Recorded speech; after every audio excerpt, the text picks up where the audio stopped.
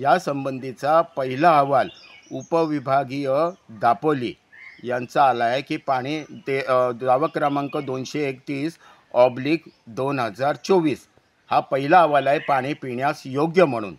त्याचबरोबर ठीक 20 ते 25 दिवसात त्यांचाच अहवाल येतो, त्याच प्रयोगशाळेचा अहवाल येतो दावा क्रमांक 2/2025चा की पाणी पिण्यास अयोग्य म्हणून।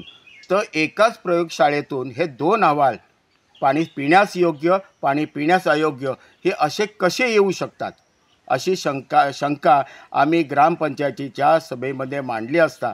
उपविभागीय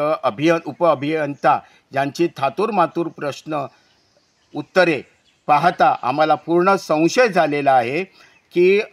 हे अधिकारी आणि ठेकेदार हे संगनमताने अशा प्रकारची कामं केली जातात, लोकांची दिशाभूल केली जाते आणि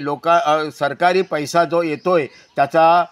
अपहार केला जात आहे अशी पूर्ण आम्हाला खात्री झालेली आहे। तर आमची मागणी आहे की या अधिकाऱ्यांवर लवकर उच्चस्तरीय तपास